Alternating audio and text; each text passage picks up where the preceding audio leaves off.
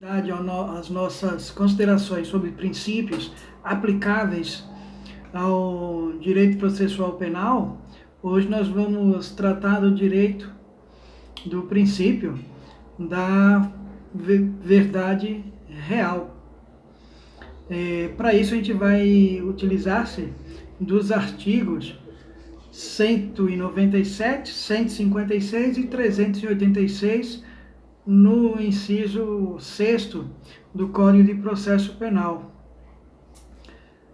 Procura-se com este princípio estabelecer que o direito de punir somente seja exercido contra aquele que pratica a infração, que praticou a infração penal e nos exatos limites de sua culpa.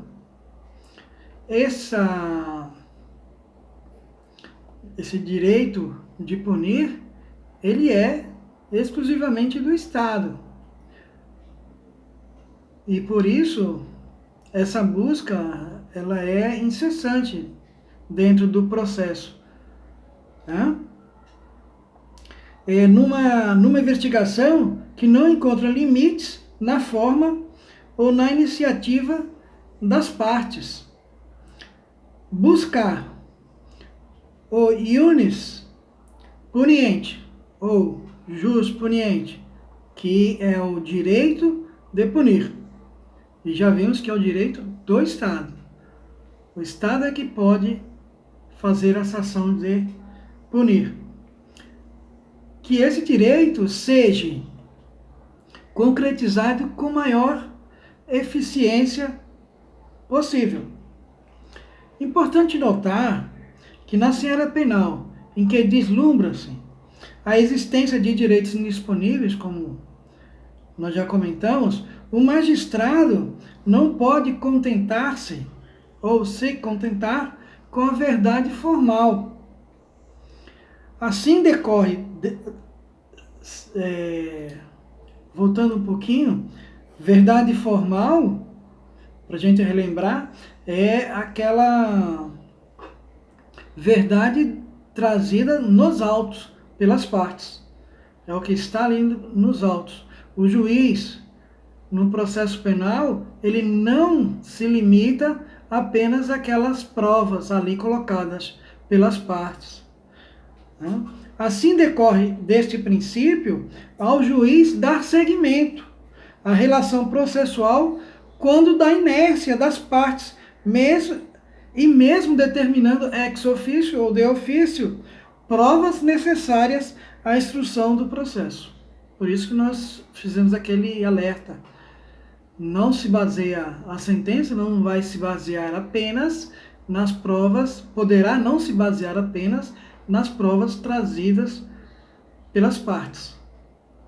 Isso tem base no artigo 156 do Código Penal, a fim de que possa descobrir a verdade dos fatos objetivos da ação, devendo sua atuação, aí também é um item muito importante, que essa atuação do juiz dentro do processo,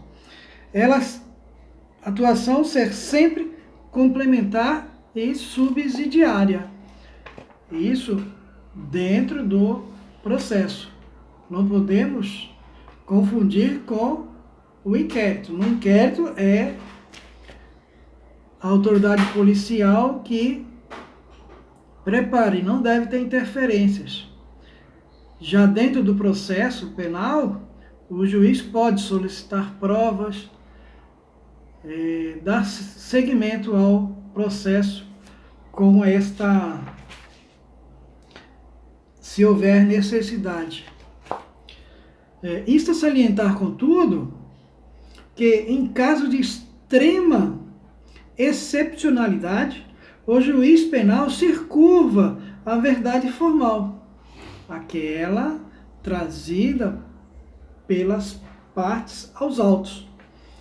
Quando não dispõe de meios de assegurar a verdade real, absolvendo o réu, com fundamento no artigo 386, inciso 6º do Código de Processo Penal. Ou seja, quando não existe prova suficiente para a condenação. No processo penal, sempre predomina o sistema de livre investigação das provas, já que no processo penal, o juiz deve, como fundamento da sentença, luta pelo estabelecimento da verdade real. Verdade real. Isto em razão da natureza pública do interesse repressivo tutelado. Isso para garantir uma eficácia à sentença. Segundo o magistrado, senhor Alexandre Guimarães Galvão Pinto, do TJRJ, Tribunal de Justiça do Rio de Janeiro, ele nos coloca da seguinte maneira: no processo penal é tão absoluto o princípio da verdade real que o artigo 197 do Código de Processo Penal dispõe que o valor da confissão se aferirá pelos critérios adotados para os outros elementos de prova.